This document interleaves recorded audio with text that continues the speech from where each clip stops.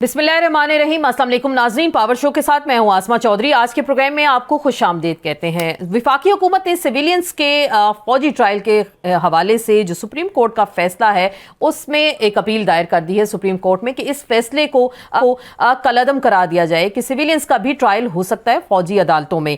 साथ में प्ली ये भी ली गई है कि 9 मई में जो आर्मी तनसीबात पर हमला करने वाले मुल्जमान हैं उनका फौजी ट्रायल जो है फौजी अदालतों में हो रहा है उसको बंद करने के हुक्म को कलअदम करार दिया जाए। आज के प्रोग्राम में इस पे हम बात करेंगे और साथ में यह भी कहा गया कि सेक्शन 59(4) को भी बहाल किया जाए। शोधा फाउंडेशन की जानिब से भी सिंध हुकूमत और विफाकी हुकूमत वजारत दिफा की जानिब से ऐसी मुख्तलिफ जो है एप्लीकेशन दायर की गई हैं। और अगले इस पे सवाल ये पैदा होता है कि क्या अदालत एक फैसला दे चुकी है तो क्या उसके बाद कोई बीच का रास्ता निकलेगा या अपने ही फैसले को मजीद कलअदम करार दिया जाएगा। अगले आने वाले फैसले में देखते हैं मोअज़्ज़ज़ अदलिया इस हवाले से क्या फैसला करती है। दूसरी जानिब हम देख रहे हैं कि नए अलायंसेस बन रहे हैं, नए सियासी इत्तेहाद बन रहे हैं। माजी के बाप पार्टी के हवाले से PMLN बड़े सख्त अल्फाज इस्तेमाल करती रही कि बाप वालों का बाप कौन है, बाप वालों को इंस्ट्रक्शंस कहां से आती हैं और ये किसकी जमात है। खुलकर उन्होंने कहा कि इस्टेब्लिशमेंट की जमात है और वो हमेशा से तब्दीली लाने के लिए बाप को इस्तेमाल करते हैं। लेकिन इक़्तिदार और सियासत की बदकिस्मती शायद यही हमने देखी कि मैं नवाज शरीफ साहब, मरियम नवाज साहिबा, शहबाज शरीफ साहब हमने देखा खुद चलकर बलोचिस्तान गए और बाप वालों के साथ इत्तेहाद किया। तो क्या अपने ही नजरिए वोट को इज्जत दो की उन्होंने सबसे पहली मुखालफत खुद ही कर दी। इलेक्शन आने को है और पीपल्स पार्टी की जानिब से शदीद मुखालफत का निशाना बनाया जा रहा है इस वक्त PMLN को। माजी में बाप के हवाले से PMLN का क्या मौक़िफ़ रहा। जी नाज़रीन, आपने सुना मरियम नवाज साहिबा यही फरमा रही थी कि है ना शर्म की बात कि बाप वालों ने किस तरह से धांधली की और किस तरह वो हुकूमत में आते हैं। ये मौक़िफ़ PMLN का हम सबके सामने है। लेकिन अब ज़ाहिरी बात है इलेक्शन सर पे हैं और किसी न किसी को बाप तो बनाना ही था सबने। और इस हवाले से हमने भी देखा ये इंतखाबी अलायंसेस बने। पीपल्स पार्टी खासी तंज के तीर इस वक्त चला रही है PMLN के ऊपर और इलेक्टेबल्स की सियासत को तनकीद का निशाना भी बना रहे हैं। सवाल ये पैदा होता है क्या ये इलेक्टेबल्स ही पाकिस्तान की सियासत में जो जोड़ तोड़ करते हैं, हुकूमतों को बनाते भी यही हैं और हुकूमतों को गिराते भी यही हैं। जब भी किसी हुकूमत पर मुश्किल वक्त आता है तो सबसे पहले इलेक्टेबल्स हवा का रुख देखकर दूसरे शाख पर जा बैठते हैं। शायद फसली बटेरे भी इनको हम उर्फ आम में कह सकते हैं। लेकिन शायद पाकिस्तान की सियासत का या इक़्तिदार में आने का वाहिद रास्ता लोगों को यही दिखाई देता है। आज के प्रोग्राम में इसी पे हम बात करेंगे। बात होगी नए अलायंसेस पर और इलेक्टेबल्स किस किस को बचाएंगे और क्या वाकई ही वो पाकिस्तान की सियासत में इक़्तिदार में आने के लिए इलेक्टेबल्स ही वाहिद सहारा है। हमने देखा जिस तरह से बलूचिस्तान में मुस्लिम लीग नून के साथ बाप पार्टी का इल्हाक हुआ और माजी में मुस्लिम लीग नून इस हवाले से क्या कहती रही। बिलावल भुट्टो जरदारी साहब क्या फरमा रहे हैं कि ये लोग शायद बूढ़े हो गए हैं, ओवर एज हो गए हैं, तो अब यंगस्टर्स को मौका देना चाहिए। और पीपल्स पार्टी के साथ सिंध में जो हम देख रहे हैं कि वहां पे PMLN का इत्तेहाद MKM के साथ हुआ और GDA के साथ भी कुछ अलायंस होने जा रहा है, ऐसी खबरें भी आ रही हैं। तो क्या इसके बाद सियासी मंजरनामा क्या बनेगा, इसी पे मजीद हम बात करेंगे। हमें ज्वाइन करेंगे जनाब बिलाल अजहर कियानी साहब, सीनियर रहनुमा पाकिस्तान मुस्लिम लीग नून से। अजहर सदीक साहब हमारे साथ मौजूद होंगे, सीनियर कानूनदान है, पाकिस्तान तहरीक इंसाफ के सीनियर रहनुमा भी हैं। जुल्फ़िकार अली बदर साहब हमारे साथ मौजूद होंगे, पाकिस्तान पीपल्स पार्टी के सीनियर रहनुमा। बिलावल भुट्टो के तर्जुमान भी हैं। तमाम मेहमानों को वेलकम कहते हैं। बिलाल कियानी साहब आपसे आगाज करते हैं। मिशन बलूचिस्तान तो आपका कामयाब हो गया, लेकिन तंज़ो और निश्तर के जो तीर हैं इस वक्त चल रहे हैं पीपल्स पार्टी की जानिब से, तो क्या ये वाकई सिर्फ लफाजी हमें दिखाई दे रही है या प्रैक्टिकली भी पीपल्स पार्टी आपके मुखालिफ हो चुकी है इस वक्त? जी बिस्मिल्लाहिर्रहमानिर्रहीम जी, बहुत शुक्रिया अपने शो में मुझे दावत देने का। देखिए बात यह है कि पीपल्स पार्टी मैं अब 1-1.5 महीने से टॉक शोज कर रहा हूँ, तो मैं भी देख रहा हूँ कि इनकी तरफ अब बदकिस्मती से नवाज शरीफ साहब के मुतल्लिक इनके पास बात या हमारी जमात पे इस तरह तीर बरसाने के अलावा इनके पास कोई बात करने को है नहीं। मैं तो ये उम्मीद कर रहा था कि जिस मेच्योरिटी के साथ ऑपोजिशन में पहले जब 2018 से 22 के दौर के दरमियान एक मिनिमम कॉमन एजेंडा के ऊपर एक पॉलिटिकल मेच्योरिटी के साथ इत्तेहादी जमातें चली, फिर 16 माह की हुकूमत में भी एक मेच्योरिटी के साथ जिस तरीके से सिलसिला चला उसी तरीके से आगे भी मामला चलेंगे और इलेक्शंस होंगे, इलेक्शंस मुकम्मल होंगे और उसके बाद जो भी जमात नेशनल असेंबली की आयल की राइट पे हो या लेफ्ट पे हो, एक मेच्योर तरीके से बात आगे चलेगी। मगर बदकिस्मती से पीपल्स पार्टी की मीडिया स्ट्रैटेजी शायद ये है, वो ये शायद ये समझते हैं कि क्योंकि उनको नजर आ रहा है कि अवाम के जोर पे अब नवाज शरीफ साहब वजीर आजम बनने जा रहे हैं, चौथी दफा मुस्लिम लीग नून इंशाल्लाह फिर से हुकूमत में आ रही है, तो शायद वो समझ रहे हैं कि इस तरह की स्ट्रैटेजी अपना के। तो मैंने उनको मुबारकबाद पेश की थी कि जब उनको 3 या 4 बारियां मिली उस शो पे, तो उन्होंने कोई सेगमेंट नहीं छोड़ी जिसमें उन्होंने नवाज शरीफ साहब की बात नहीं की। मैंने उनको उस टाइम भी कहा था कि इतना ही टाइम अगर आप जरदारी साहब या बिलावल साहब की बात करने में लगा दें तो शायद बेहतर हो। मगर बहरहाल ये अब एक इनका तर्ज अमल चल रहा है, ये इनकी मर्जी है। मगर तो इसमें नून लीग क्या करेगी इस तर्ज अमल के बारे में? नून लीग क्या कहेगी? क्योंकि बहुत ज्यादा, अब तो वो बिलावल भुट्टो ने कहा कि हमें ये सिलेक्शन मंजूर नहीं है क्योंकि मियां नवाज शरीफ को सिलेक्ट कर लिया गया, और जिस तरह का ये तासुर दिया जा रहा है कि वो अगले वजीर आजम बनने जा रहे हैं, तो वो शायद ये चीज पीपल्स पार्टी को मंजूर नहीं है इस वक्त।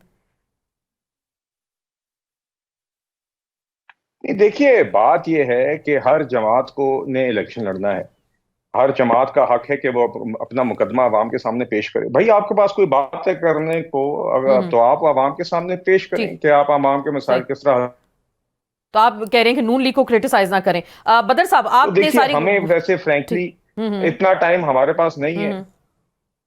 जी जी, हमारे पास इतना अभी हम फ्रैंकली जी हम आगे, आपने देखा कल नवाज शरीफ साहब लाहौर चेंबर गए हुए थे। ठीक, हमारे मुल्क के मुआशी मामलात के ऊपर एक तफसीली और संजीदा गुफ्तगू हुई। आपने देखा वो बलूचिस्तान गए हुए थे। आपने देखा कल उनकी एक डिप्लोमेटिक कॉल ऑन भी थी। पार्टी के हमारे इंटरनल मामलात हैं, आगे इलेक्शंस की तैयारी लेकिन आप कह रहे हैं वो ज्यादा बिजी हैं का फोकस इन चीजों के ऊपर। ठीक है बदर साहब, क्या आप वाकई नहीं, देखिए, हमारा तनकीद फोकस अवाम के मसाइल है, हमारा फोकस आगे इलेक्शंस हैं, हमारा फोकस इलेक्शंस की तैयारी है। हमारी सियासी तकारीर का महवर या बातों का महवर कोई और जमात नहीं है। हमारा महवर जो है वो अवाम के मसाइल हैं और आगे के इंतखाबात। जी जी, बदर साहब, आपको क्या लग रहा है, क्या बाकी आप लोग सारी तोपों का रुख वो कह रहे हैं कि उन्हीं की जानिब हो गया, तो कोई मंशूर लेके आए, कोई नया बयानिया लेके आए, वोट को इज्जत दो? देखे ना, इनका बयानिया था नून लीग का, और फिर आगे जो कुछ हो रहा है, आप लोग क्या वाकई तनकीद ही करते रहेंगे क्या? बिस्मिल्लाहिर्रहमानिर्रहीम, बहुत शुक्रिया आपने अपने प्रोग्राम में बुलाया। Thank you. देखिए, पाकिस्तान पीपल्स पार्टी तो इज्जत और रवादारी की सियासत पे बिलीव करती है, किसी की जातियात पे जाती नहीं। ये मेरे भाई अभी कह रहे थे कि अवाम जिताएगी। अगर इनको हिस्ट्री का पता हो तो हम तो मियां साहब की इज्जत करते हैं, हम तो सच बोलते नहीं। अगर सच बोलने पे आए तो बहुत चुभेगा, बहुत दर्द होगी, और मियां साहब की हकीकतें बयान करेंगे तो लोगों को यकीन हो जाएगा कि, लेकिन हम ऐसी बात करना नहीं चाहते किसी की दिल लजारी हो। हम चाहते हैं कि सियासत प्यार मोहब्बत रवादारी से चल रही है। ये बिलावल भुट्टो साहब ने 16 माह की जो हुकूमत थी उसमें क्रेडिट शहबाज शरीफ साहब ने दिया था यूनाइटेड रखने का। हम आज भी इज्जत करते हैं और हमारी पार्टी की लीडरशिप भी करती है, लेकिन हकीकत तल्ख यही है पाकिस्तान की कि मियां साहब कभी अवाम के जोरे बाजू पे जीत के नहीं आए। ये जो चौथी दफा वजीर बनने का ख्वाहिश या ख्वाब देख रहे हैं, अगर बन जाएंगे पाकिस्तान पीपल्स पार्टी को, या हमें कोई प्रॉब्लम नहीं होगी, किसी को भी कोई प्रॉब्लम नहीं हो।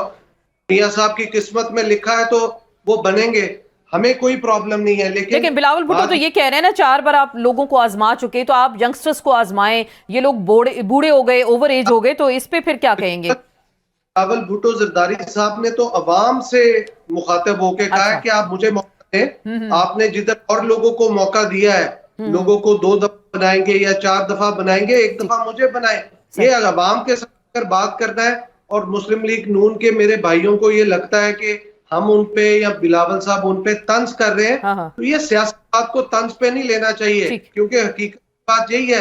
1990 का इलेक्शन हो, 1997 का इलेक्शन हो, या 13 का हो, असगर खान केस देख लें या 97 का इलेक्शन देख लें, मियां आवाम के जोरे बाजू पे नहीं आए, जिसकी मदद से आए हैं वो हकीकत आज भी बयान है। लेकिन हम कहते हैं ठीक है, माजी में जो हुआ उसमें 2006 के बाद तमाम पॉलिटिकल पार्टीज और खास तौर पे पीएमएलएन, उन्होंने चार्टर ऑफ डेमोक्रेसी को अप्रिशिएट किया था पीपल्स।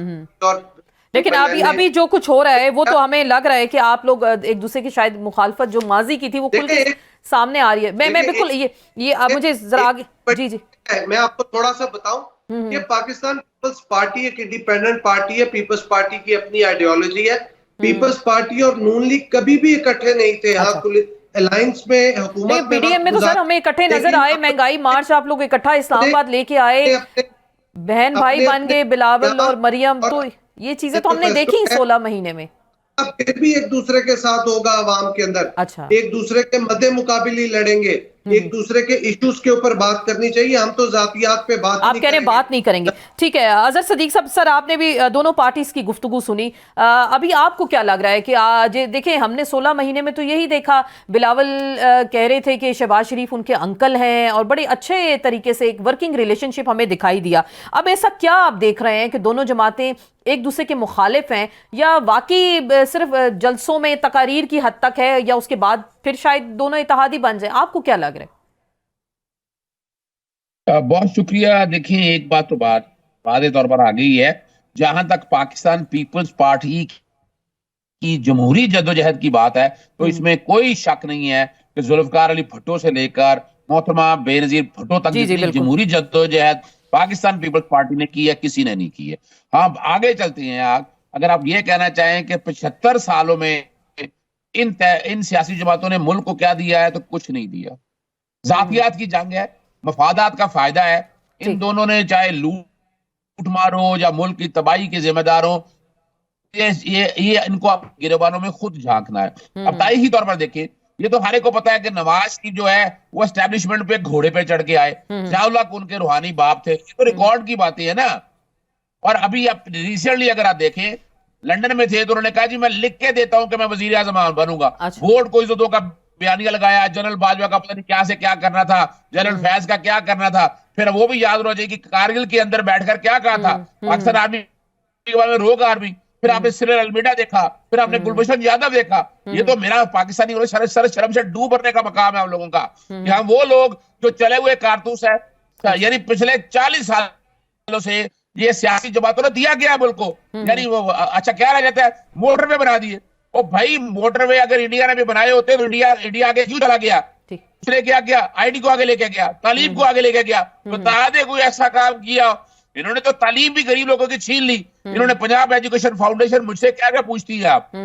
ये मानना पड़ेगा कि ये अब बात बड़ी सीधी सी है।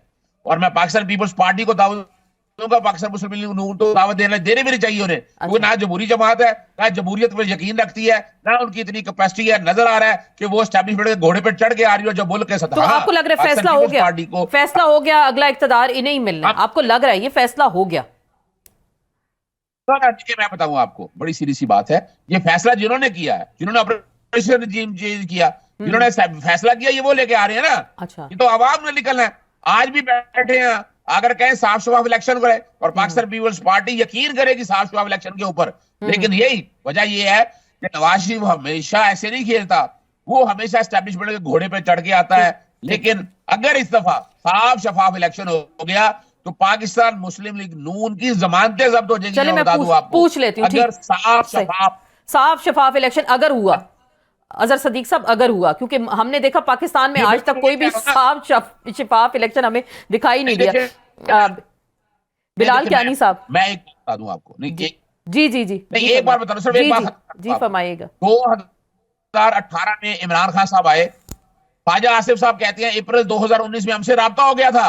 मैं तो नहीं कह रहा, जनरल बाजवा से पटल आई नवंबर 2019 में, देखा एक सजा याफ्ता आदमी कैसे सिस्टम को चकमा देके निकल गया और प्लेट में रखकर आ गया। आप खुद तो सोचे, एक आम आदमी से सर्वे करवा के देख लें, सर्वे सारे सामने आ चुके हैं। ये बस ये बहरहाल ये फैसला करना है कि मुल्क को आगे लेके जाना है या हमने खानदान को आगे लेके जाना है। चले, आप कह रहे हैं एक खानदान के लिए सब कुछ किया जा रहा है। मैं जरा बिलाल कियानी से जवाब ले लूं, लेकिन उससे पहले बिलावल भुट्टो जरदारी का एक हम शॉर्ट चला देते हैं जिसमें वो ये पाकिस्तान मुस्लिम लीग नून को महंगाई लीग कह रहे हैं। जरा आपको सुनवाते हैं। पुराने सियासत कर रहे हैं, वो इलेक्टेबल्स की तलाश में हैं। जो सियासतदान मुस्लिम लीग महंगाई लीग में शामिल होंगे वो तो इलेक्टेबल्स नहीं रहेंगे भाई। जी, आपने सुना, बिलावल भुट्टो कह रहे हैं कि जो महंगाई लीग में शामिल होंगे वो इलेक्टेबल्स नहीं रहेंगे। क्यों बिलाल कियानी साहब, आपके साथ तो शराकत इक्तदार में रहे, तो अभी ऐसी बात क्यों हो रही है? पीटीआई का भी यही तर्क था कि उनकी जो तकारीर हैं, जो ये चेयरमैन पीटीआई थे या हैं, इनकी भी तकारीर अगर आप देखें तो वजारत उज़्मा पे जब मुसल्लत थे तब भी, उसके बाद भी, उससे पहले भी नवाज शरीफ उनकी तकरीर से आप निकाल देते थे, उनकी तकरीर में रहता कुछ नहीं था।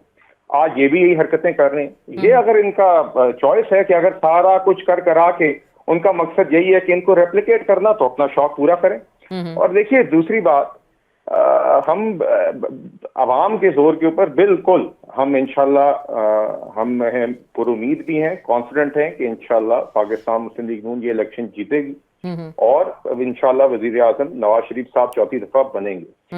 हम जैसे कारकुन भी, जो जमात के कारकुन हैं, हम अवाम में भी होते हैं, मेरा ताल्लुक जेलम से है, हम अपने हल्के में भी जाते हैं, तो हमें नजर आ रहा है, एक उम्मीद है नवाज शरीफ साहब की वापसी से जो अवाम में नजर आ रही है। लोग ये समझते हैं कि जिस तरीके से 90 की दिहाई के अंदर फिर 13 से 18 के दरमियान यहाँ पे मुआशी तौर पे बेहतरी आई थी, महंगाई कंट्रोल में रही थी, उसी तरीके से अब ये फिर से लोगों को नजर आ रहा है कि चीजें बेहतर होंगी, और तो इंशाल्लाह हम इस चीज पे पुरुमीद है। देखिए दूसरी बात, ये जो बात कर रहे थे अजहर सिद्दीक साहब, शायद इनका ये ख्याल है कि हर इलेक्शन जो है हर जमात उस तरह ही छीनती है जिस तरह के पीटीआई के लिए 2018 में प्लेट पे रखा गया। उनका ख्याल है कि हर किसी के लिए ऐसा नहीं होता जी। ये शायद यही वाहिद जमात है जिसने हमेशा बैसाखियों पर रिलाई किया है, जो पीटीआई है। तो पहले इनके लिए धरने भी करवाए गए, इनके लिए कुर्सियां भी लगाई गई, इनके लिए देगें भी पकवाई गई, उसके बाद इनके लिए टीवी भी मैनेज किए गए, उसके बाद इनको 18 में इनके लिए सिस्टम भी डाउन किया गया, आरटीएस डाउन किया गया। फिर जब ये हुकूमत में आ गए तो हुकूमत भी इनके लिए चलवाई गई, इनके मुंह में नवाले डाले गए, वो चबाने के लायक नहीं थे तो उनका जबड़ा भी इनके लिए हिलाया गया कि ये चबा लें।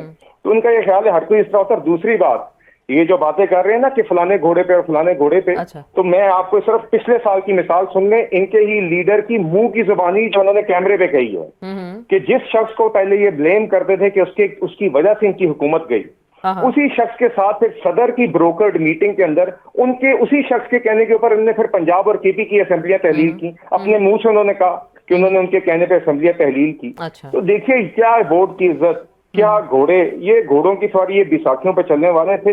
इसी वजह से इस तरह ये हाउस ऑफ कार्ड्स गिरा है, इस तरह इनके लोग इनको छोड़ के गए हैं कि उसकी स्पीड की कोई मिसाल नहीं है इस मुल्क में। जिस तरीके से इनको उनके लोगों ने डिजर्ट किया है, तो जब इस तरह के मसनूई काम होंगे तो ऐसा ही आगे अंजाम होगा। चलिए, लेकिन अगर वो बार बार कह रहे हैं साफ और शफाफ इलेक्शंस हो जाएं तो फिर पता चल जाएगा वो तो इंशाल्लाह पता चल जाएगा आपको। अच्छा, आपको लग रहा है साफ और शफाफ इलेक्शंस होंगे। जी नाज़रीन, ब्रेक के बाद आपको खुशामदीद कहते हैं। बदर साहब, क्या यहाँ सिलेक्शन तो हो तो नहीं गई? आपने देखा बाप पार्टी के साथ भी इल्हाक हो गया, बलोचिस्तान में PMLN का MQM के साथ हो गया, तो ये जो राब्ते हो गए, इंतखाबी अलायंसेस बन रहे हैं, तो पीपल्स पार्टी के लिए मुश्किलात तो नहीं हो रही? कहीं आपको लग नहीं रहा पीपल्स पार्टी को कहीं दीवार से लगाया जा रहा है? ये भी अब आपकी शिकायत इस वक्त सामने आ रही है।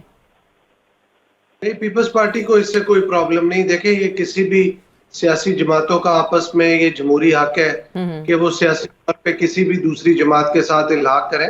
इस पे बिलावल भुट्टो जरदारी साहब ने बड़ी क्लियरली कहा कि मियां साहब को बहुत पहले बलोचिस्तान के अंदर जाना चाहिए था। मियां साहब ने लेट कर दिया, लेकिन मियां साहब मुखालिफ रहे ना माजी में बाप पार्टी के साथ। मरियम बीबी क्या कहती रही बाप वालों को कि रातों रात बाप बन जाती है, फिर बच्चे पैदा उनके हो जाते हैं और वो वाली वारिस बन जाते हैं। ये तो रिकॉर्ड पे है ना चीजें, वो तो माजी में ऐसा कहते रहे। देखिए, ये तो मरियम नवाज साहिबा ने बात की थी कि बाप के बाप ने बाप को कहा कि ये करो, तो अब बाप के जिसके बाप के जो बात कर रहे थे वही बाप पार्टी इनके साथ इलाका कर रही है, तो हम तो उसके ऊपर कोई कमेंट नहीं करते। वो जो इन्होंने बात की थी उसका जवाब ये खुद ही देंगे, हमें कोई जरूरत नहीं है कुछ कहने की। सिंध में भी अगर 10 आएगी और आके इलेक्शन लड़ेगी, हम उनको वहां पे भी वेलकम कहेंगे, हमें कोई प्रॉब्लम नहीं। पीपल्स पार्टी के खिलाफ ये जो इत्तेहाद है 1990 से जाम सादिक के जमाने से लेके ये तरफ के जमाने तक ये इत्तेहाद बनते रहे हैं। पिछले इलेक्शन में भी इत्तेहाद था, पीपल्स पार्टी को कोई नहीं है। लेकिन असल बात यह है कि पंजाब के अंदर और पूरे पाकिस्तान के अंदर PMLN की इतनी वीक पोजीशन हो गई थी कि आप ये तमाम लीडरशिप मिलके इस पॉइंट पे, इस नतीजे पे पहुंच गई थी कि अगर मियां नवाज शरीफ साहब ना आए और ना कैंपेन चला सके तो PMLN पता नहीं चलेगा। अभी भी PMLN कोई इतने अच्छे हालात में नहीं है। अच्छा, आपको नहीं लग रहा वो पंजाब से क्लीन स्वीप करेंगे? बलोचिस्तान उनके साथ है, KP वो जा रहे हैं, आपको नहीं लग रहा कि लाहौर में और पंजाब में हालात इतने अच्छे नहीं है? जिस घर से का बिल जाएगा ना, वहां से खैर नहीं मिलेगी। देखिए उस जिस हुकूमत के अंदर महंगाई हुई है, पीपल्स पार्टी भी उसका हिस्सा थी, लेकिन इसका मतलब ये नहीं है कि हमने रियासत बचाई और सियासत डैमेज की। उसका नुकसान हमें भी हुआ है। अच्छा। लेकिन उसका ज्यादा नुकसान जो है, जिस घर में बिल जाएगा, पंजाब में चूंकि PMLN का ज्यादा असर रसूख था, आज भी है, तो जिस घर में बिल जाएगा वहां से खैर नहीं मिलेगी। बहुत मुश्किल है, मुश्किलात आपको दिखाई दे रही, लेकिन फिर भी देखते हैं कि इलेक्शन किस हद तक हमें यहाँ पे साफ और शफाफ दिखाई देगा। अजहर सदीक साहब, सर आपने सारी फ्री फेयर और ट्रांसपेरेंट इलेक्शन इस मुल्क की जरूरत है। अगर नहीं कराएंगे, इलेक्टेड या सिलेक्टेड मामला ही होगा, तो नुकसान इस मुल्क का और अवाम का है। बिल्कुल, वो तो पहले भी ऐसा होता रहा ना। साफ शफाफ इलेक्शन हो।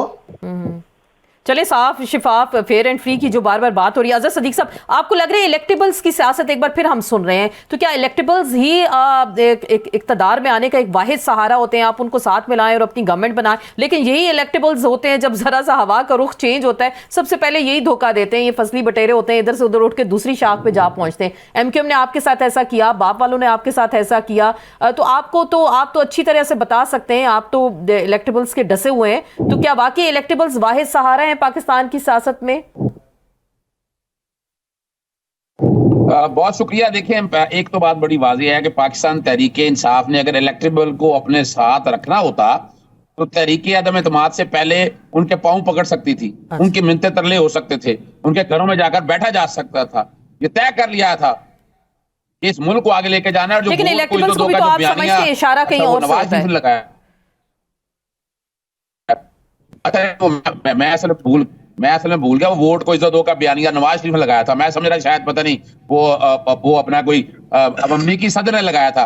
तो समझने की बात है ना, वो बहुत जरूरी है इस वक्त। इस वक्त याद रखिएगा, कौम की तकदीर जो है, मैं बड़ी बात कहने लगा हूं कि पाकिस्तान पीपल्स पार्टी और बाकी सियासी जमातों के हाथ में है। अच्छा, मौका आ गया है कि उन लोगों को जो इलेक्टेबल को लेकर चलते हैं उनको जमीन पर फेंका जा सकता है। और वो सिर्फ एक ही है कि पाकिस्तान मुस्लिम लीग नून के खिलाफ बाकायदा एक इत्तेहाद बने। मैं ये नहीं कह रहा, अच्छा, मैं तो बड़ी सिंपल सी बात कर रहा हूं, मैं तो मिसाके पाकिस्तान की बिल्कुल हमेशा बात कर रहा हूं। मैं कोई नहीं कह रहा आपने जो भी एजेंडा लेकर चलना है वो चलिएगा बाद में, लेकिन अभी क्या हो रहा है, मुझे दुख और अफसोस पाकिस्तान पीपल्स पार्टी का है कि 17 महीनों में पाकिस्तान तहरीक इंसाफ के साथ जो कुछ हुआ, जो वर्कर के साथ हो रहा है, जिस तरह की गिरफ्तारी आज खदीजा शाह देख रहे हैं ना, उसे फिर नजर खदीजा शाह का क्या ताल्लुक है सारा सियासी मामला के साथ? चौधरी परवेज लाई तरह से अंदर बैठे हुए हैं। क्या ये माजी में होता रहा? नहीं हुआ।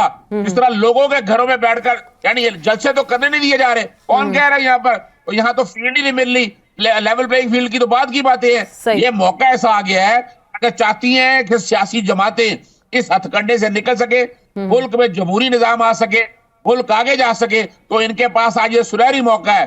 छोड़ दे बिसाखियां, जो छोड़ दे सहारे सारे, उठ के आए, अवाम के वोट से आए, अवाम के पास जाए, अवाम जिसको भी मुंतखब करे। और मैं एक बात बता दूं आपको, ये जो कहा जाता है ना कि जनाब वो RTS बिठाया था, भाई RTS बिठाया था आप लोगों को फायदे के लिए। ख्वाजा आसिफ अहसनी असेंबली में आ गया था, पाकिस्तान तहरीक इंसाफ को वो जो मेजोरिटी लेना चाहती थी, मेजोरिटी नहीं दी गई। ये रिकॉर्ड की बात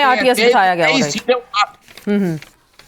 चलें, लेकिन कई सीटें उठाकर देख लें कि उनका मार्जिन क्या है रिकॉर्ड में। और मेरी एक बात सुनिएगा, यानी अगर फर्ज करें इनको हराया गया था, वो भाई जाते ना इलेक्शन कमीशन के सामने, इलेक्शन कमीशन में साबित करते जाकर जो इलेक्शन का प्रोसेस है सारा, जो अगर धांधली हुई थी, आप जाते।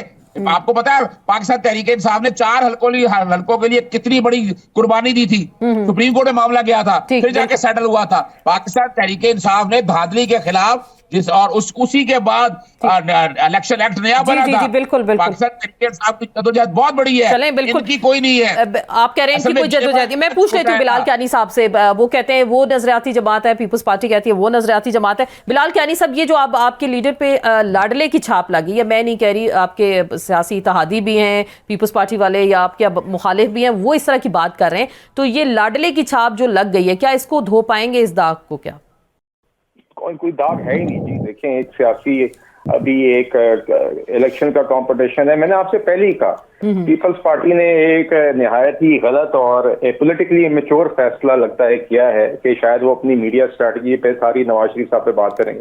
कल बिलावल साहब तकरीर में बात करें, भाई आप अपनी बात करें, आप बताएं आपका एजेंडा क्या है। ये नहीं है जिस तरह उस शख्स का नहीं था जो 2018 से 22 तक का था, और सिंध में भी जो परफॉर्मेंस है वो सबके सामने इनकी, इसलिए हम तो इन चीजों में नहीं पढ़ते। हम चाह रहे थे कि कंस्ट्रक्टिव बात हो, मगर अगर आपके पास ये, इसका मतलब यही है कि अगर आपने हर वक्त नवाज शरीफ साहब से बात करनी है तो आपके पास कोई और बात करने को नहीं है।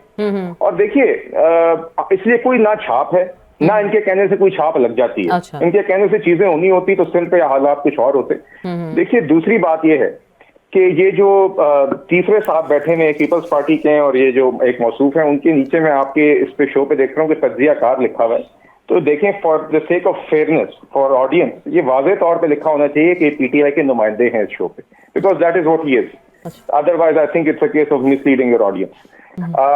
तो देखिए at the end of the day बात यह है कि हमारी जो जमात है जी, हमारी जमात का फोकस अवाम के मिसाल पे है।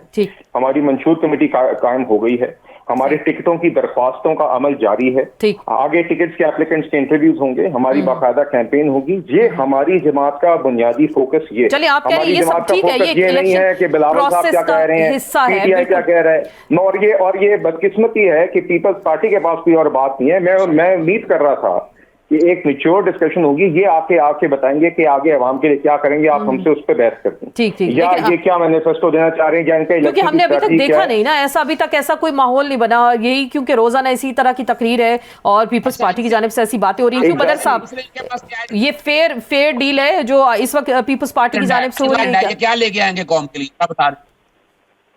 वो कह रहे मईशत अच्छी करेंगे। जी जी जी जी बदर साहब, हमें इश्यूज के ऊपर बात करनी चाहिए कौन को, क्या इनके पास आपके पारे वो लें? जी बदर साहब, आपने मेरे से सवाल, जी जी बिल्कुल आपसे किया, जी जी फरमाइएगा।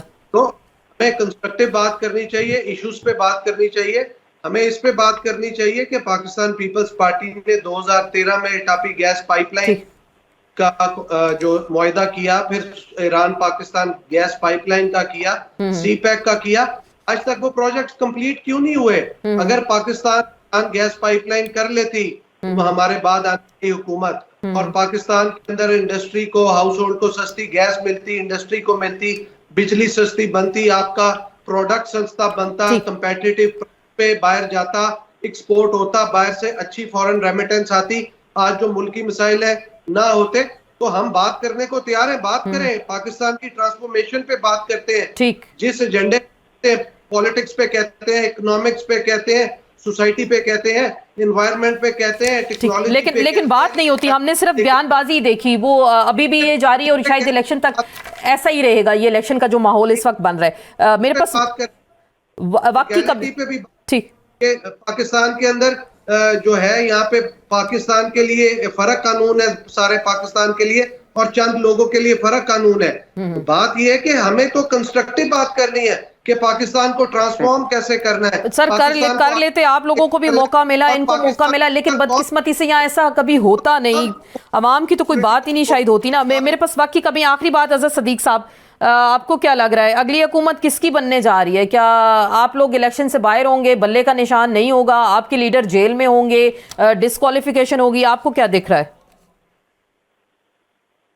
देखिए, एक बात तो बड़ी बात है, तो साफ शफाफ इलेक्शन, हमारा लीडर अगर जेल में भी हो या जेल से बाहर भी हो, पाकिस्तान तहरीके इंसाफ बल्ले के इलेक्शन कहां पर इलेक्शन लड़ेगी और हुकूमत वही बनाएगी। हाँ, वो एक अलग बात है कि आपने अगर बैठकर तय कर लिया है कि अपना जलसे जुलूस नहीं होने देना, लोगों को बाहर नहीं आने देना, और इलेक्शन, हम तो पहले कह चुके हैं कि इलेक्शन धांधलीज़दा है, और अगर साफ शफाफ इलेक्शन हुए तो पाकिस्तान पीपल्स पार्टी दूसरे नंबर पे होगी। अच्छा, आप बार-बार पीपल्स पार्टी के खासा फेवर कर रहे हैं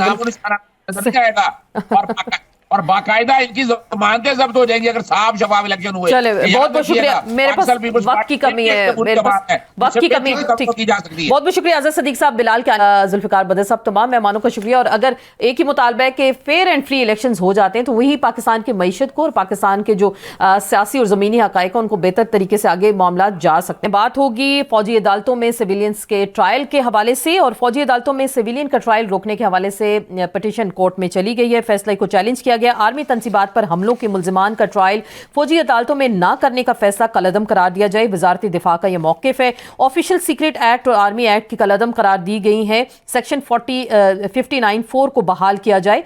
सुप्रीम कोर्ट के 5 रुकनी बेंच ने जिन दरखास्तों पर फैसला दिया वो नाकाबिले समाअत थी। वजारत दिफा आर्मी एक्ट और ऑफिशियल सीक्रेट एक्ट की दफात कलअदम होने से मुल्क को नाकाबिले तलाफी नुकसान होगा। वजारत दिफा और इसमें यह भी वो कह रहे हैं कि कोर्ट मार्शल से बुनियादी हकूक की खिलाफ वर्जी नहीं होती। विफाकी हुकूमत का ये मौक़िफ़ है। और 9 मई के वाक़यात की रोशनी में 139 गाड़ियाँ जलाई गईं और सरकारी गाड़ियाँ भी तबाह हुई। विफाकी हुकूमत और 9 मई को जो वाक़यात हुए वो जराइम सिविल नौयत के नहीं हैं बल्कि मिलिट्री नौयत के हैं। विफाकी हुकूमत सुप्रीम कोर्ट के 23 अक्टूबर के फैसले को इस हवाले से मुअत्तल किया जाए।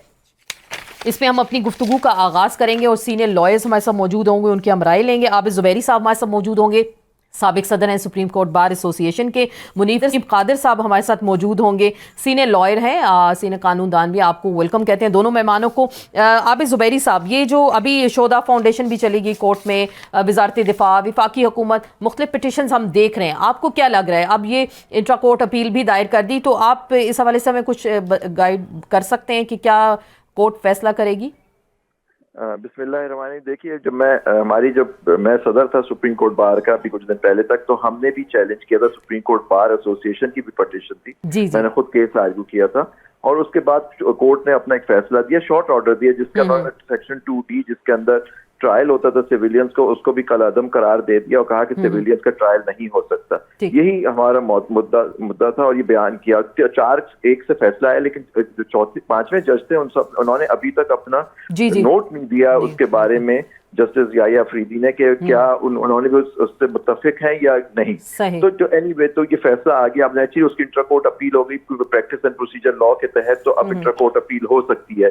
अब देखते हैं कि बेंच कौन सी कॉन्स्टिट्यूट होती है, उसमें क्या कौन से जजेस बैठेंगे जो फैसला करेंगे। लेकिन मैं समझता हूँ कि बुनियादी हकूक जो है हमारे, वो ये कि सिविलियन का ट्रायल मिलिट्री कोर्ट्स में नहीं होना चाहिए, कोर्ट मार्शल नहीं होना चाहिए, ये हमारा बयान था। अब देखते हैं सुप्रीम कोर्ट बार का क्या व्यू होता है इसके अंदर, क्योंकि उनको पार्टी बनाया गया, लेकिन मुझे लगता है कि गवर्नमेंट ऑफ सिंध और ये इन लोगों ने भी अपीलें फाइल की। जी, सबने किया है। शोधा फाउंडेशन वाले चले गए, वजारत दिफा वाले गए, तो आप जाहिर बात है सुप्रीम कोर्ट बार के सदर भी रहे।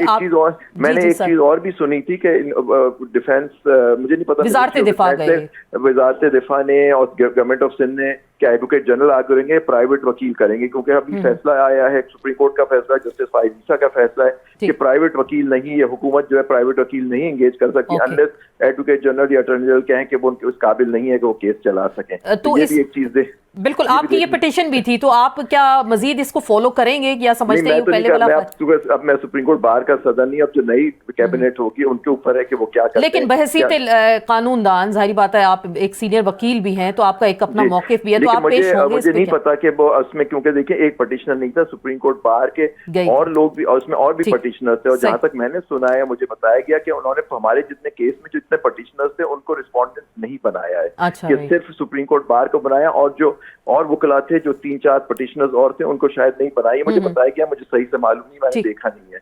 लेकिन जो पॉइंट है, बेसिक स्कूल ये है कि देखिए 9 मई के वाकयात जो हैं उसकी जितनी मजम्मत की जाए वो कम है, उनका कोई नहीं है। लेकिन ये जो सारे इस तरह के इश्यूज होते हैं, उनको टेररिज्म, अगर वो समझते हैं टेररिज्म के है, तो टेररिज्म की अदालतें मौजूद हैं, उनका वहां ट्रायल होना चाहिए, और इससे पहले सुप्रीम कोर्ट के फैसले मौजूद हैं।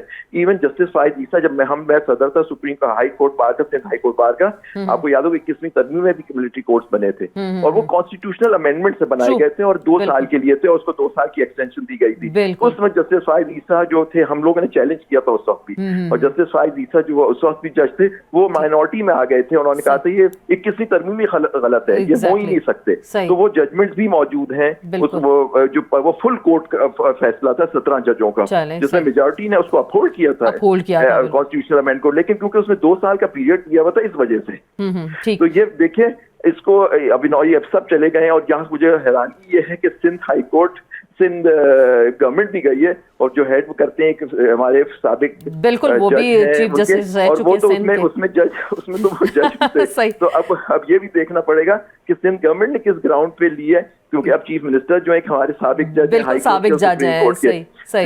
तो ये भी सारी चीजें अब सामने आएंगी। मैंने भी पिटीशन देखी नहीं है, लेकिन मैं समझता हूँ कि ट्रायल जरूर होना चाहिए उन लोगों जिन्होंने अगर किया है, फेयर ट्रायल होना चाहिए। लेकिन आप कह रहे हैं मिलिट्री कोर्ट्स में नहीं होना चाहिए, उसको सिविलियन उसमें एंटी टेररिज्म कोर्ट्स के तहत होना चाहिए। मुनीब कादिर साहब, आपने भी सारी गुफ्तगू सुनी, तो आप क्या कहते हैं कि जाहिर बात है इंट्रा कोर्ट अपील अब हो गई है और मुख्तलिफ हम कोर्ट्स में देख रहे हैं ये अपीलें दायर हुई हैं इस हवाले से, तो आपको क्या लग रहा है, जाहिर बात है कि अब इस पे फुल बेंच बनेगा, कोई एक नया फैसला आ सकता है, या फिर बाकी ये नहीं होना चाहिए ट्रायल सिविलियंस का मिलिट्री कोर्ट में? देखिए, जो केस है ना, ये इंट्रा कोर्ट अपील है जो वफाकी केयर टेकर हुकूमत का, और बल्कि उसके साथ साथ जो आपकी सूबाई हुकूमतें भी हैं उनकी तरफ से भी ये इंट्रा कोर्ट अपील की गई है, और शोधा फोरम भी, बल्कि आपने उसका भी जिक्र किया। इनका जो केस है वो बहुत स्ट्रांग है। और सबसे पहली बात तो ये है कि बुनियादी तौर पे ये जो 5 रुकनी बेंच था जिन्होंने 23 अक्टूबर को ये जजमेंट दी थी, जिसमें उन्होंने कहा था कि जी ये सेक्शन 2(1)(d) और 54 आर्मी एक्ट के कलअदम है, ये अनकॉन्स्टिट्यूशनल है, गैर आईनी है, और ये कि मिलिट्री कोर्ट्स में सिविलियंस का ट्रायल 9 मई के वाकयात के हवाले से भी गैर कानूनी होगा। ये जो फैसला आया था इसको सुनने की जुरिस्डिक्शन ही नहीं थी उस 5 रुकनी बेंच के पास, क्योंकि उसमें जो सेक्शन 2 और 3 है supreme court practice and procedure act के, उसकी पामाली की गई थी। वो ये कि ये बेंच कॉन्स्टिट्यूट हुआ था उससे पहले कि जब सुप्रीम कोर्ट ने ये फैसला करना था आया कि supreme court practice and procedure act valid law है भी या नहीं है। तो अब जब ये फैसला हो चुका है सुप्रीम कोर्ट की जानिब से कि supreme court practice and procedure act was valid, तो उसका मतलब कि जिस तरह से बेंच कॉन्स्टिट्यूट किया गया था 3 जजेस की कमेटी के बगैर, उमर अता बंदयाल साहब ने इसको कॉन्स्टिट्यूट कर दिया था, तो वो तो फिर वैसे ही जुरिस्डिक्शन ही नहीं थी इस बेंच के पास कि वो 23 अक्टूबर वाली जजमेंट देते। तो ये तो हो गया प्रोसीजरल एस्पेक्ट। अब अगर मैं मेरिट्स के ऊपर आ जाऊं तो बड़ा एक स्ट्रॉन्ग केस उठाया है जो फेडरल गवर्नमेंट की तरफ से इंट्रा कोर्ट अपील आई है, जिसको के अटॉर्नी जनरल पेश करेंगे, और वो ये कि आर्टिकल 8(3) आइन का खास तौर पे ये कहता है कि फंडामेंटल फ्रीडम्स जो कॉन्स्टिट्यूशन के अंदर मौजूद हैं वो वहां नहीं अप्लाई करते, जिधर फौज का, आर्म्ड फोर्सेस का काम होता है to discharge their duties of maintaining law and order. तो लॉ एंड ऑर्डर की रखवाली के लिए जिधर आर्मी ने अपनी ड्यूटी का डिस्चार्ज करना है वहां आप ये फंडामेंटल फ्रीडम वाली बात नहीं कर सकते, और वहां कॉन्स्टिट्यूशन के वो वाले एस्पेक्ट्स लागू नहीं होते। तो इसको भी अगर हम माइंड में रखें तो फिर सेक्शन 2(1)(d) और 54 को गैर आईनी और गैर कानूनी जो करार दिया सुप्रीम कोर्ट ने, उसको चैलेंज करना बिल्कुल बनता है। और फिर इतने सारे, मतलब कि इतने केसेस आप गिनवा सकते हो जिधर के सुप्रीम कोर्ट ने पहले ही, मतलब 1975 में मैं अगर चला जाऊं तो ब्रिगेडियर अली वर्सेस स्टेट की जजमेंट से लेकर 2015 में सईद जमान खान वाले केस में बार बार मुसलसल सुप्रीम कोर्ट ने कहा है कि सिविलियंस का मिलिट्री कोर्ट्स के अंदर ट्रायल हो सकता है इस तरह की सिचुएशंस में, चाहे वो दहशतगर्दी से रिलेटेड हो या आर्मी इंस्टॉलेशन से रिलेटेड हो। लेकिन जैसे जुबैर साहब फरमा रहे थे कि अब स्पेशल अदालतें तो बनी हुई हैं और उनमें केसेस जा सकते हैं, लेकिन यहाँ तो देखिए औरतें और बच्चे भी हैं, तो कानून में तो कहीं नहीं लिखा कि औरतें और बच्चों को भी आप फौजी कोर्ट्स में उनका ट्रायल करेंगे। तो ये भी कहीं कानून में नहीं लिखा कि आप खवातीन का ट्रायल नहीं कर सकते। रही बच्चों की बात तो वहां उनका एक अपना वो जुवेनाइल सेंटेंसिंग और जुवेनाइल ऑफेंसेस वाला लॉ मौजूद है। तो ये तो कहीं भी नहीं लिखा कि अगर if you take up arms against the state और आप मिलिट्री इंस्टॉलेशंस के ऊपर, जीएचक्यू के ऊपर हमला कर दो, या आप ये समझो कि आप स्टेट से ऊपर हो और बालातर हो, तो आपके ऊपर कानून नहीं लगेगा। ये भी कहीं नहीं लिखा कि शहरों में आग लगा देना और कोर कमांडर के घर के ऊपर अटैक कर देना कोई इंसानी हकूक है। It's not a human right. चले, लेकिन अब मोअज़्ज़ज़ अदलिया का फैसला है और जजेस वो शायद वो ज़्यादा समझदार हैं, और जैसे माजी की बात की आबिद ज़ुबैरी साहब ने कि उस वक्त भी ऐसा हुआ था क्योंकि 2 साल की मुद्दत थी और 17 जजेस ने उसको अप होल्ड किया था। तो जाहिर बात है इंसानी हकूक तो हमारे कुछ और कहते हैं और बाकी जो मामला है। आबिद ज़ुबैरी सर आपने भी सारी गुफ्तगू सुनी, जवाब दे दूं? जी जरूर सर। मुझे नहीं मालूम कौन सा आप मुनीब कादिर साहब हैं, इरफान कादिर साहब हैं। जी जी, अच्छा, इरफान कादिर तुम्हारे बड़े भाई हैं, बिल्कुल। अच्छा, सॉरी, मैं मुलाकात नहीं हुई इनसे। तो मैं ये बात बता दूं आपको चलते चलते कि ये जो प्रैक्टिस प्रोसीजर की इन्होंने बात की, अभी वो रीजनिंग नहीं आई है उसका, क्योंकि मैं भी उस केस में था। अभी उन्होंने मेजॉरिटी से उसको अपहोल्ड किया उस लॉ को, लेकिन आपको याद होना चाहिए कि जब ये लॉ आया था वो राइटली और रॉन्गली उसमें एक स्टे आ गया था, तो और उसके स्टे की वजह से वो लॉ लागू नहीं हुआ था। तो ये इशू अभी डिसाइड होना है कि ज्यूरिसडिक्शन है। हो सकता है कोर्ट मुड़ के कहे कि हाँ 21 अप्रैल से ये हो गया था, उसके बाद जो भी बेंचेस बनी वो गलत बनी, तो फिर इनकी बात सही हो जाएगी जो कादिर साहब ने फरमाया। लेकिन जो दूसरी बात है, जो केसों के इन्होंने रेफरेंस दिए उसमें कभी सेक्शन 2(1)D चैलेंज नहीं हुआ था, उसमें कभी चैलेंज नहीं हुआ। इन केसों में चैलेंज हुआ कि 2(1)D, और ये इसको इन्होंने उनके सामने वो केस भी था 1975 का जिनकी कादिर साहब ने रेफरेंस दिया है, तो उसको भी कंसिडर किया। अब उसकी रीजनिंग तो अभी आई नहीं है कोर्ट की, कोर्ट ने किस वजूहात की बिना पे इसको डिक्लेयर किया है कि, लेकिन उन्होंने होल्ड किया है कि ये आइन से मतजाद है। तो अब उन्होंने शॉर्ट ऑर्डर के खिलाफ उन्होंने अपील फाइल कर दी है। अब देखते हैं कि उसमें क्या होता है, क्योंकि सारी लोगों को पार्टी भी नहीं बनाए, हो सकता है ऑफिस ऑब्जेक्शन लगे ना लगे, ये मुझे नहीं मालूम। तो आपको वैसे सर क्या लग रहा है, इस पे कोई लार्जर बेंच बन सकता है? फुल कोर्ट नहीं बनेगा, क्योंकि इंटर कोर्ट अपील है उन्होंने प्रैक्टिस एंड प्रोसीजर लॉ जो अपहोल्ड किया है सुप्रीम कोर्ट ने, उसके अंदर है इंटर कोर्ट। अभी नेचुरली उससे ज्यादा जजेस बैठेंगे जो इसको सुनेंगे, लेकिन अगर फुल कोर्ट जैसे प्रैक्टिस प्रोसीजर को फुल कोर्ट चला, अपील का उन्होंने प्रोविजन का अपहोल्ड, लेकिन उसकी अपील हो ही नहीं सकती क्योंकि इतने जजेस ही नहीं उसकी अपील सुने। तो यहाँ जरूर से ज्यादा 5 जजेस है, हो सकता है 6 या 7 जजेस का बेंच बने जो इसकी अपील सुने। जी ठीक, तो अभी वैसे मेजॉरिटी राय आपको क्या लग रही है? मुनीब कादिर साहब, आपको क्या लग रहा है, क्या बाकी कोई सुनवाई होगी इस हवाले से, या फिर अदालत अपने उस फैसले को बरकरार रखेगी? देखिए, बड़ा एक तो जो मैंने प्रोसीजरल ग्राउंड्स उठाए थे उसके ऊपर बरकरार रखना बहुत मुश्किल हो जाता है, और हालांकि अभी जुबैरी साहब ने भी एक बड़ा इंटरेस्टिंग रिबटल दिया। मैं उसी स्टांस पे स्टिक करता हूं कि क्योंकि ये अभी मामला तय नहीं हुआ था सही तरह से, supreme court practice and procedure act का क्या स्टेटस है, तो आई थिंक बहुत जल्दी प्रीएम्प्ट कर दिया था पिछले चीफ जस्टिस साहब ने, और उन्होंने ये बेंच कॉन्स्टिट्यूट कर दिया था जिसने कि 23 अक्टूबर को जजमेंट दी। तो एक तो उस बुनियाद के ऊपर भी प्रॉब्लम है, और मैं ये भी मानता हूं, जुबैरी साहब ने बिल्कुल ठीक कहा कि वो जो पुराने केसेस थे जिनकी मैंने साइटेशन दी है उसमें सेक्शन 2(1)D आर्मी एक्ट का कभी भी कंटेंडेड नहीं था या उसके ऊपर कंटेंशन नहीं थी। लेकिन वही बात है, मेन ये बात है कि जिधर सिविलियंस का ट्रायल होता है कुछ एक्सट्रीम सिचुएशंस में जो ऑफिशियल सीक्रेट्स एक्ट के दायरे में आते हैं, तो वहां मिलिट्री कोर्ट्स की एबिलिटी जो है ट्रायल रखने की, कोर्ट मार्शल करने की, उसके अंदर सुप्रीम कोर्ट ने कहा था हम नहीं दखलंदाजी करेंगे, हम गुरेज करेंगे। तो इन सारी बातों को मद्देनजर रखते हुए, और प्लस आप ये भी देख सकते हैं कि जो एविडेंस मौजूद है, वो जो 103 लोग हैं जिनके के अरेस्ट का और मिलिट्री कोर्ट के इम्कानात हैं, तो एक कोऑर्डिनेटेड अटैक था, क्योंकि ये बिल्कुल बैक वक्त अटैक्स हुए थे और सिर्फ एक जगह पर नहीं, यानी कि दीगर शहरों के अंदर हुए थे। और इस तरह की बातें पीटीआई के अपने मेंबरान ने, यानी उस्मान दार साहब ने भी ये बात रिवील की है, फयाजुल हसन चौहान ने भी रिवील की है।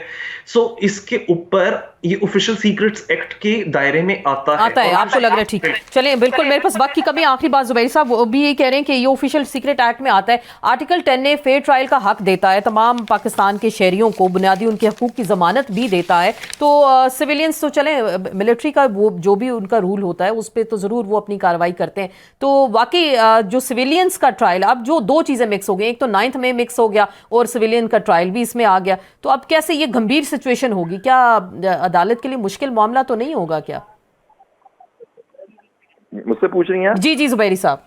जी मैं नहीं, बिल्कुल नहीं होगा, लेकिन मैं इनका जवाब दूं। जिन लोगों का इन्होंने नाम लिया उनकी क्या क्रेडिबिलिटी है कि पहले वो उनके साथ थे, जब उनको छोड़ा और आके स्टेटमेंट दे के लॉन्डर होके आ गए और फिर आके स्टेटमेंट दे रहे हैं, तो उनकी स्टेटमेंट की कोई वैल्यू नहीं। कोर्ट ने देखना है कि ज्यूरिसडिक्शन उनकी थी, कोर्ट ने देखना है कि सिविलियंस का ट्रायल मिलिट्री कोर्ट्स में हो सकता है, वो लॉफुल है, कॉन्स्टिट्यूशनल है या नहीं, ये कोर्ट ने डिसाइड करना है। कोर्ट की एक बेंच ने डिसाइड कर दिया ये नहीं है, अब उसकी अपील में हो सकता है वो उससे डिफर करें और कहें कि बिल्कुल हो सकता है सिविलियन का ट्रायल कोर्ट में। 9 मई की देखें, मैंने आपसे कहा कि इसकी जो इशू है कि 9 मई के जो इंसिडेंट है बिल्कुल गलत हुए। ऑफिशियल सीक्रेट एक्ट की 2 पिटीशंस और की थी जो हमने सुप्रीम कोर्ट बार ने फाइल की थी, ऑफिशियल सीक्रेट एक्ट और मिलिट्री एक्ट की जो मिलिट्री कोर्ट की जो अमेंडमेंट थी वो भी चैलेंज की थी, तो वो भी केस इसमें फैसला हुआ है। अब इसकी रीजनिंग आई नहीं है कि उनकी किस ग्राउंड्स पे किया। अब देखते हैं, क्योंकि लॉ कहता है 14 दिन के अंदर अपीलों को फिक्स होना है कोर्ट में, तो आप देखते हैं कि उसमें फिर वो क्या व्यू होता है, क्या ही प्ली लेते हैं, कौन से वकील अपियर होते हैं, प्राइवेट वकील हो सकते हैं या बार भी इसमें जाती है या नहीं। ठीक सर, बहुत बहुत शुक्रिया जुबैर साहब, आपने कीमती वक्त में से हमें टाइम दिया। मुनीब कादिर भी बहुत शुक्रिया। और इसी नोट के साथ कि अब यही फैसला होना है कि क्या ये वाकई लॉफुल जो चीज़ हुई या नहीं हुई, और सारा मामला अब कोर्ट में है और कोर्ट इस हवाले से जो भी फैसला करेगी तमाम फरीकैन को ज़रूर उसको काबिल कबूल करना होगा। इसके साथ ही आपसे इजाज़त चाहते हैं, इंशाल्लाह कल फिर मुलाकात होगी। इजाज़त दीजिएगा, अल्लाह हाफिज़।